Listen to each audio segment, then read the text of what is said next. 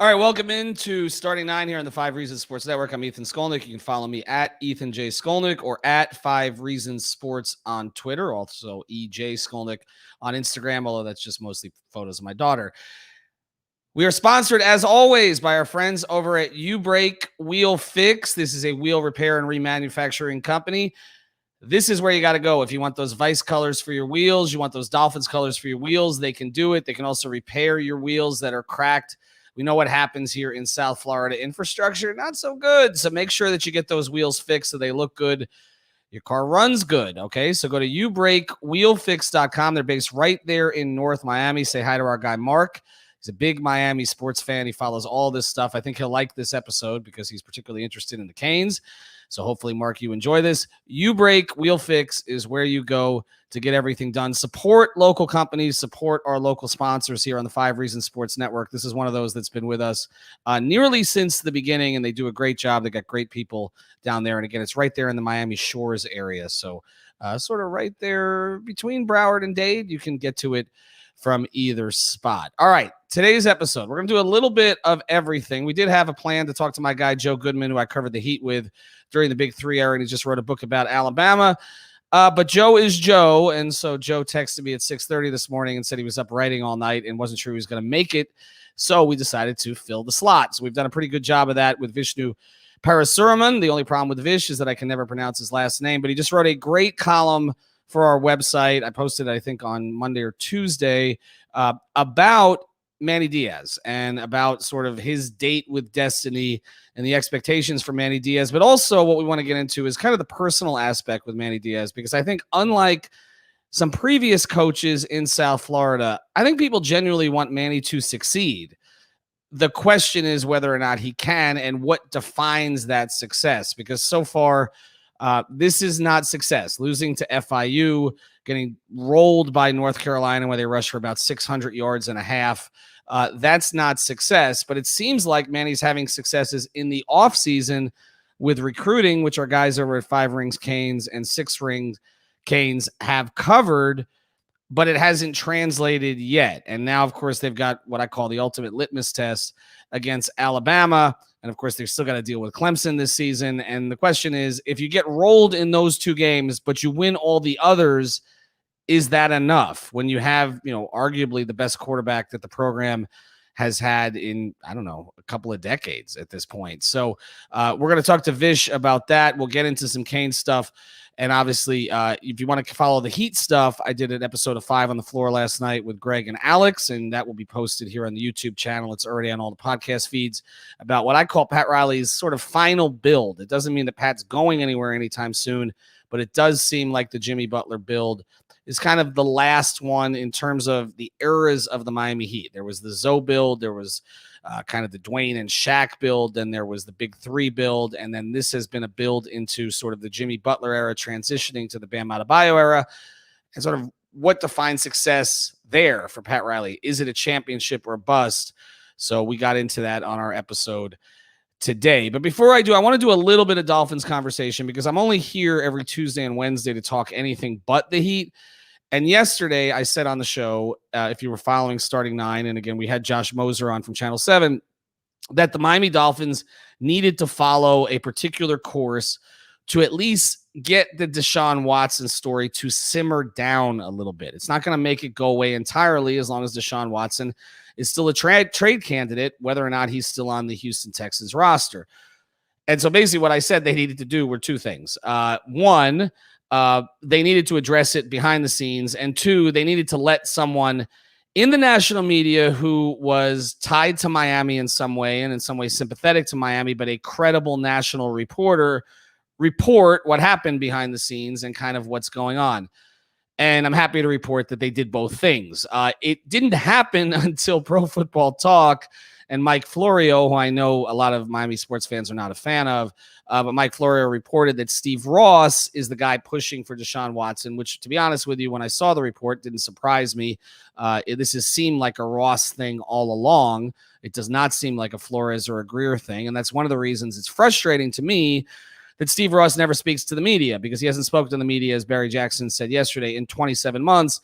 And so basically what he does, and Chris Greer doesn't particularly like speaking to the media publicly, So what happens is that it falls on the head coach as the one voice to answer questions that are not really his responsibility to answer and put him in a difficult position. And Brian Flores has done that over the past week. But of course, sometimes it's come out awkward because what the heck is he going to say? It's about a player on another team. He's trying to pump up his own quarterback. And at the same time, he's got rumors floating around all over the place. So yesterday, Florio reports this thing. And I guess because Steve Ross was name checked, the Heat. This is how the Heat would have handled it. The Dolphins finally jumped out and sort of pushed back against the story, where you could see all the beat writers tweeting at once. I said this happened with the Heat with the James Harden situation. You know that's coming from the team all at once about Steve Ross's denial, essentially, that he meddles in any kind of these football decisions, etc. There was no real direct denial of interest in Deshaun Watson, but it went sort of halfway, okay, which was enough for then. But then the reports kept coming, and they continue to come. And so we then saw that Jeff Darlington, who I worked with at the Palm Beach Post and at the Miami Herald, and I've known Jeff for many, many years, and Jeff has a very good relationship with the Dolphins organization, always has. He's perceived as very fair, very competent. And Jeff came out and reported that Brian Flores stood in front of his team and said Tua is our quarterback.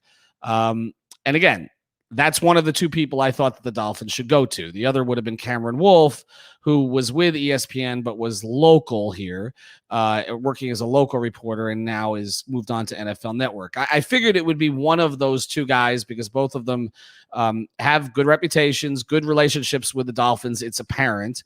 I know how these things work and who does and who doesn't, and you can just see that they trust Jeff and they trust Cameron based on some of the stories that have come out before. But it also gets out to a wider audience, and that's what happened. Jeff tweeted it, got more than 2,000 likes in a short period of time, and I could feel the temperature lower on Twitter.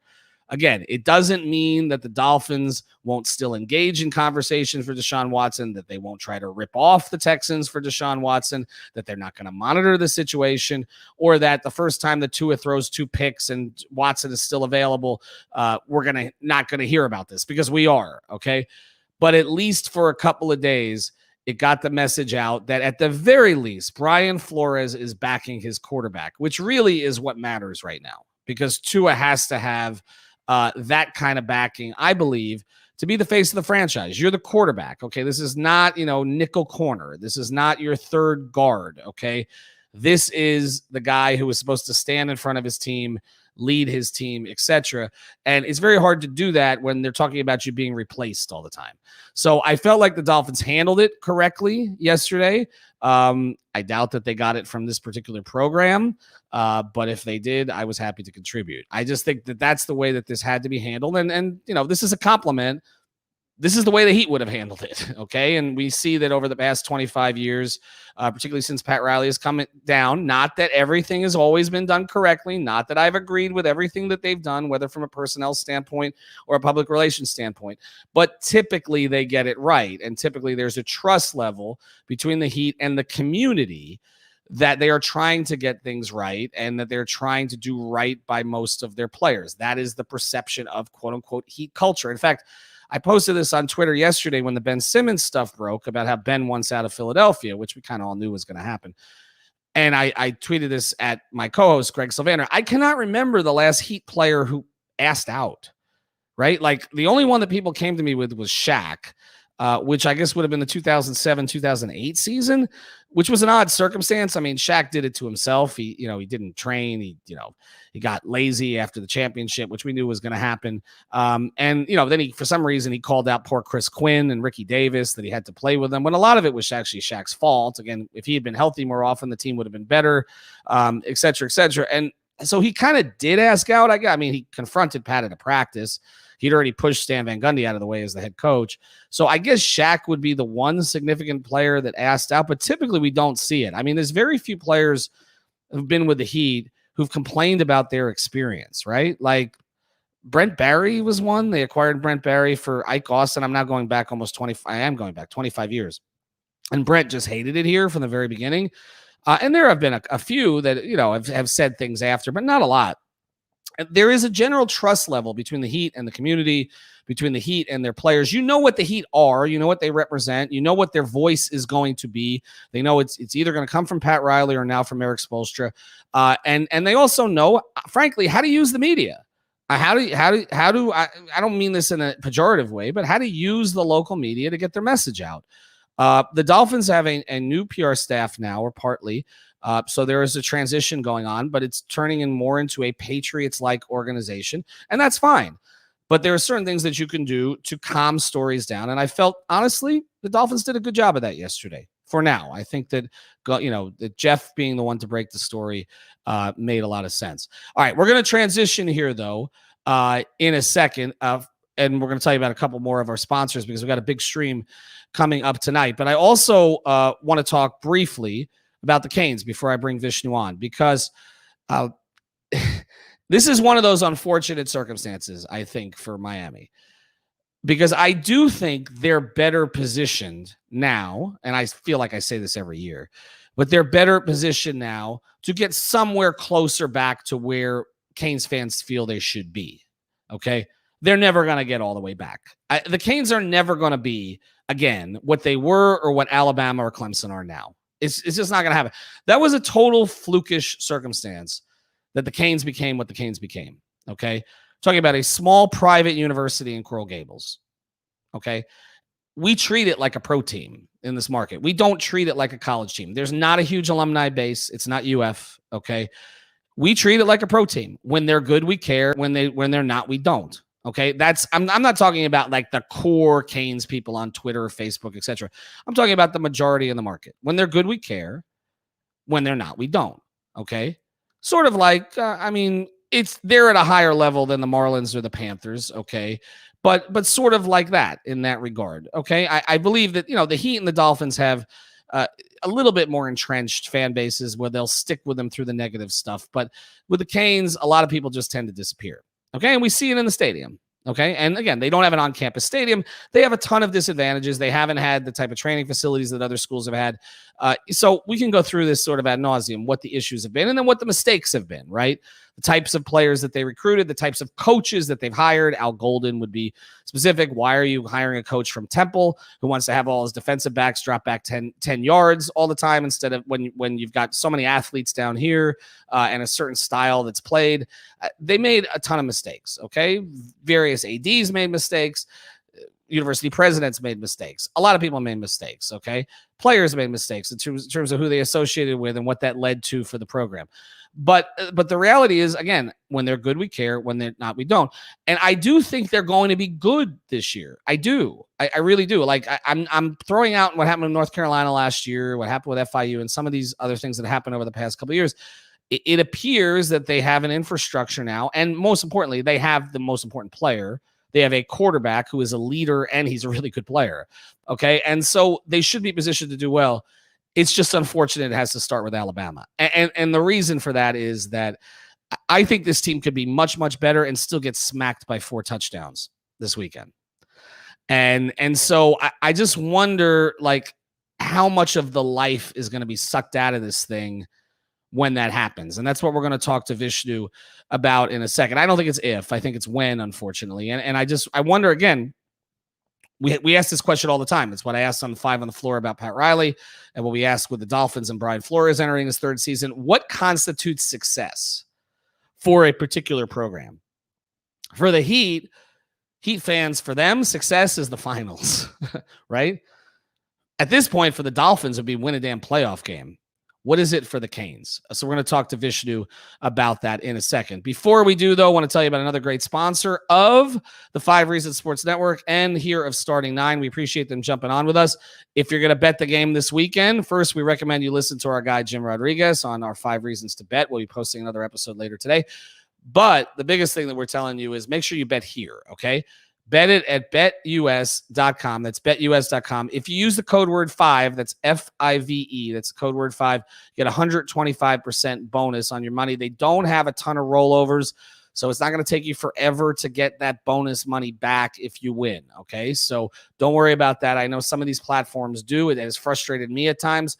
Go to betus.com, betus.com. Use the code 5. They've got the live betting. They got the futures betting. So if you want to bet, say, over-unders on the Dolphins this year, I believe it's 9.5. I'll have to double-check that. But if you anything that you want to bet related to the NFL, you can do it there. And they're starting to get those NBA futures up there. The Heat are at 48.5. So if you think they're going to go 49-33, you can play it over. Again, that's a tough number. I'm not really sure which way I'm going to go on that one yet. But go to betus.com. It's betus.com, or follow them at betus_official. All right, now we're going to go to our guest. I'm not going to say he's a replacement because he should have been my first choice. We got our guy, Vishnu Parasuraman. Is that the best I've ever pronounced your name? I think so. You pretty much nailed it. You're ready for football season, man. You're getting through the preseason and ready to go. Ready for something. You're in Maryland, correct? In DC. DC. All right. So you're in Ryan Fitzpatrick country. So we appreciate you joining us from there. Vish, want to talk to you about sort of that question I was posing before you came on, which is we'll get into specifics of Alabama and how they make it a game and all that. But what constitutes success for this program right now? I was saying with the Heat, success for the Heat is like a finals run. Okay. I mean, that's the way Heat fans view it, right? Because they're spoiled, understandably, six finals appearances just since Riley's been here. With the Dolphins, I think success would be a playoff win at this point. Like, it's been 21 years. It's long enough. What is success for the Canes this season?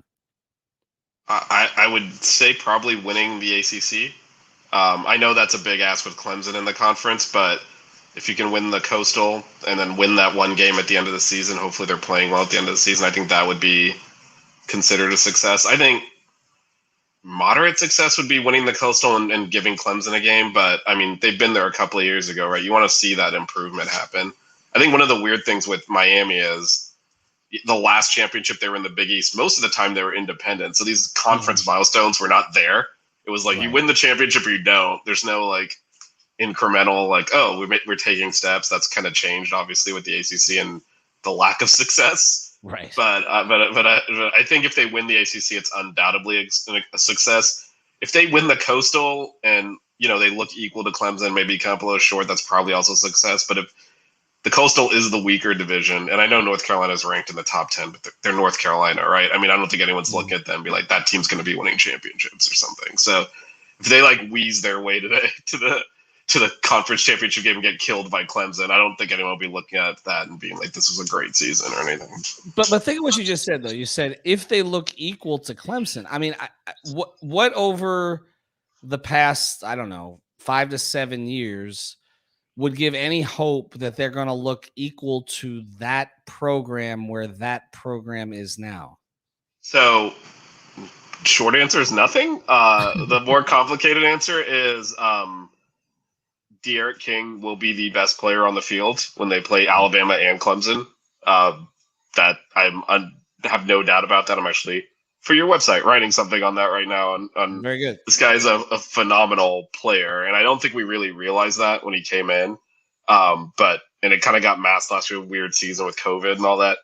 He's ridiculous, and he's the one thing that can elevate the program. The other thing is, I don't think anyone had any doubts that Manny Diaz was a top quality defensive coordinator. He's taken back over the defense. Whether that's a good idea or not, we're going to find out. But when you're saying like, how does it happen? He somehow coaches this defense up to get it back to the standard it was when he was the defensive coordinator. And you have the offense, which took a lot of steps last year. It has De'Aaron King on it. You could potentially have a complete football team for the first time in a long time. Because even when a couple of years ago when they won the ACC Coastal and lost to Clemson, like that team was all defense and turnovers. It was not. The offense managed to get by, but it was never smooth. So there's not been that complete offensive and defensive team, frankly, in like 15 or 20 years. You mentioned Manny taking over the defense, and you wrote about this a little bit in the piece. Should it be seen as a good thing that we trust Manny Diaz so much as a defensive coordinator that we feel good about this? Or should it be seen as a bad thing, Vish, that he wasn't able to find a defensive coordinator here so far during his tenure that he trusted enough that he could actually delegate the responsibility like I think we all wanted him to when he got here? or when he took over the head coaching role? So he made one. I think he made one of the classic mistakes we've seen with first-time head coaches, which actually probably the most similar profile he has is to Randy Shannon. Really good defensive coordinator here, a local guy, comes up to the head coaching job. He just promoted his top assistant to defensive coordinator. Blake Baker was a guy that Manny had a lot of prior experience with. He was comfortable with him. He was not the right guy to be a major program defensive coordinator. And I think sometimes you're like, I'm comfortable with this person. I'm friendly with them. I know I can work well with them. And it's a ruthless business. That's not enough. And I think he learned that lesson. I think what happened this offseason, frankly, I don't think there's any other way to look at it other than the finances were not there to go and we're talking 7 figures now for elite coordinators in college football. Like, it just wasn't there. So we think all things considered, if you're looking at what we can afford, and you have Manny Diaz here, I think he just said, you know what, if I was a defensive coordinator on the market, I'd be commanding that kind of money. So it makes sense to just elevate myself move myself down, whatever it is, take over those reins. And if you look at it, the reason I say I think the financial thing is pretty obvious is they didn't fire anyone. They overhauled the entire defensive staff, but it was all like Blake Baker voluntarily going to LSU after they demoted him. They swapped Mike Rumph and DeMarcus Van Dyke. They didn't fire Mike Rumph. He's still working at Miami, just not a coach anymore. They did all this like weird stuff that basically made they didn't have to pay buyouts. So I do feel finances played a pretty heavy role in why it kind of took this track. I think if he had an endless bucket of money, he would have paid for a defensive coordinator to handle it, but that wasn't an option. So it was kind of choosing between, let me do this myself, I think we all agree Manny Diaz is a top quality defensive coordinator, or take another shot at someone that's unproven. And I don't think he wanted to do that again. Yeah, it's interesting you mentioned finances, because when I started, today, I talked about the fact that, Canes fans have obviously these expectations because we know about the 90s and the 2000s and kind of, the types of teams that were produced, the types of pros that were produced, and this assumption that you can get back to that kind of level. But we always bump into this finance question. And finances are not an issue at Clemson. Finances are not an issue at Alabama. Finances are not an issue at all of these other schools they're competing with, which I think is why it's unrealistic, again, for Canes fans to expect it to get to a certain point. But you mentioned something about Manny, and in your writing about Manny, I was a little surprised by the column that you wrote this week, because you've been a little harder on Manny in the past than I think you were in that piece. And I feel like it comes from this place where it's something you talked about in there. I think people want Manny to succeed. Like, I don't feel like there have been head coaches here, and I'm not going to get into specific names, but mostly with the Dolphins, that I don't think people really were invested in personally. They came from somewhere else. They thought they were geniuses. They didn't connect with the public. I feel like Brian Flores is really the first Dolphins coach who's really connected in any way with the public since Tony Sperano, really, and probably even more so. With the Canes, it does feel like people they want this to work, right? Like, they're rooting for him. Yeah, and the one thing I will say in defense of Manny, and you're right, I've been harsh on him. Like, losing to FIU is, I'm sorry, what is that? Like, there's a lot that in the moment I get upset with, and we'll see what I'm feeling next week at this time. But the one thing I will say for him, and this goes without saying, but we're not football coaches. Like, these are the experts in their field. We're not smarter than them. Otherwise, we'd be coaching the team.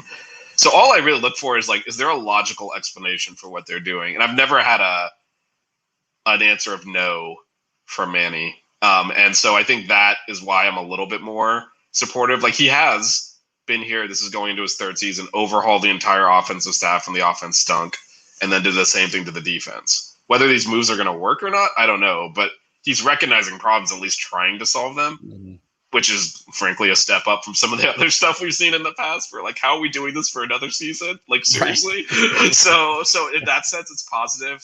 Whether it works, let's be real. Like, there's one Alabama and one Clemson. There's a handful of programs that make the playoffs, right? You always have like Ohio State around there, Oklahoma, Clemson, Alabama. Maybe a 4-team sneaks in occasionally. Like, most coaches fail. Like, that's just the way it is, right? So it's not like an easy job, but at least in his defense, I can see him like, okay, I see this problem. Let me try and fix it. And I know that's a low bar, but as we're building, you're at least like, it allows us to hope at least. Like, hey, maybe this will work. When if you've already seen it fail, you're kind of like, there's no way this is going to work. And then you're just right. And again, I think people want it to work in part because I think they view Manny as likable. He's open with the media in a way that some other coaches are not. And again, his story, I mean, his background and all the rest of this, I think there is a natural predilection to hope that he succeeds. But I certainly understand the frustration. All right, we're going to get into how frustrating this weekend may be in a second. Before we do, I want to tell you about another sponsor of the 5 Reasons Sports Network, and that's Underdog Fantasy. We've got a stream tonight. With some of our guys at the 5 and some of our women too. Alana's going to participate. She says she's not the biggest football fan, but we're going to give it a shot. So draft a season-long best ball team. Here's the best thing about Underdog Fantasy. When you do this, well, the best thing is they give you $25 when you sign up, and I've already done that. So go to 5RSN or use the code 5RSN and you get the $25 and sign up. The best thing is you don't have to manage this thing. So like if you have a life, which a lot of people who play fantasy football don't, but some of actually do, and you don't want to deal with waivers. I mean, the most frustrating thing playing fantasy football is like on Tuesday when you forget to submit your claims and you lose out on a player that you were thinking about all weekend. You don't have to deal with that here, okay? You just draft it once, that's it, and there's no in-season management. You don't have to do anything else. So you can play the best ball. Now we're through the preseason. We know what kind of the injuries are, the guys that are out. J.K. Dobbins, you may not want to draft him. So basically, you can play your best ball team, no in-season management for the entire year, no waivers, no nothing. Just draft a team and then watch it every weekend. And again, they also do other things on the site. You can do player props, etc. But we're going to be drafting these teams tonight. Use the promo code 5RSN. That's promo code 5RSN and get your $25 off at Underdog Fantasy. You can download the app or play on the website. All right, we're back with Vishnu here. All right, so we talk about what constitutes success for the season. What constitutes success in Atlanta? Like, how does this have to look? Because, I mean, look, we're talking about Alabama right now. They currently have 3 starting quarterbacks in the NFL. I think they've got 4 starting running backs and about 12 starting receivers right now. That doesn't even get into the defense. And they basically just reloaded, essentially. It does mean those guys are no longer in school, so thumbs up for us. Well, I mean, they may be playing for Bishop Sycamore. I'm not sure. But, yes, they're not in school there. But we know there's going to be 50 others behind them because that's the way that Nick does things. And whatever we think of Nick's tenure in Miami, you can't argue with the success in Alabama. What does success look like this weekend? I mean, without winning the game. Yeah, I mean, I will say I think the reason this is a big game is Miami does have a chance. It's a small chance, right? I don't think they're going to win. I'm not going to predict that they're going to win, but there's a puncher's chance there, which is why, like, when Alabama opened with Duke a couple of years ago, like, no one cared about that game, right? This is actually a big game because Miami's legitimate, and they need to show they're legitimate. So by that, I mean, show you belong on the field. Like, Alabama is probably going to wear them down and win this game, right? I mean, they have better players, and like you said, they're a machine. So I don't anticipate Miami just winning this game, but show you belong on the field. Like, after the game, have people like, that was a good game, and not just be like, wow, Alabama's so great. If everyone's coming out of the game and all they're talking about is how good Alabama is, that's generally a bad sign, right? If they don't notice the other team and it could have just been insert generic team here because Alabama would have killed them. That's not successful. I think Miami's brought back a lot on offense and Alabama's brought back a lot on defense. Mm-hmm. So that's where, like, and then both kind of a lot of turnover on the Canes defense and Alabama's offense. So it's kind of matched up where the people coming back are on the same sides of the ball and playing against each other. But if you come out and like get shut out and it looks ugly, like that's not gonna bode well. But if you look like you belong on the field, you're like, that was a good game and like we can play with these guys. I think that's successful, especially with the first game of the season. You're trying to build something. I just have PTSD after the LSU game a couple of years ago because I think then that was perceived. Actually, I think Miami was favored in that game. Yeah, it was. I went to that game and sometimes we make poor life choices. The LSU fans were like, man, I hope you don't kill it. Like they all thought we were gonna roll them too. Mm-hmm. And 2 years later they Kind of programs went opposite directions for that. Yeah, point, yeah. One of them had one of the best seasons in college football history, actually, or their quarterback. Their transfer quarterback certainly did. All right, so give me again. You mentioned King. I mean, is it just that? I mean, is that the puncher's chance here? Is that he throws for 350 yards and makes Alabama miserable? I mean, if he has an NC State performance where he put up like 550 yards by himself, obviously you're in the game at that point. But no, I mean, there's a lot of really good skill players and proven skill players, like getting Mike Harley back. Mm-hmm. This whole like last year didn't count, and the number of players the Canes had come back that otherwise would not be in school, including De'Aaron King. They've really taken advantage of that, getting the transfer from Oklahoma, Charleston Rambo. This is a guy who's played in the playoffs, made big plays. Mm-hmm. And frankly, all the drops last year, you got those two guys anchoring the receiver core. They're going to catch the ball. Mm-hmm. And then the running backs are deep at running back. They're 3 deep there. A lot of talent. It's now more experienced. So there's talent. The offensive line, Zion Nelson, left tackle, supposed to be a top 10 pick. Like, these are things we haven't seen out of Miami in a while. Especially up front. Up front has been a problem. So I think that's how they compete. But yeah, De'Aaron King is what, like, if he gets injured, it's going to be a 50-point game. Like, he's what makes it go. But he does have weapons around him to exploit as well. And that'll be the big test, right? Because Alabama's defense is pretty much the same one that won the championship last year, and it's coming back. So we'll see. I mean, Miami's going to be tested, obviously.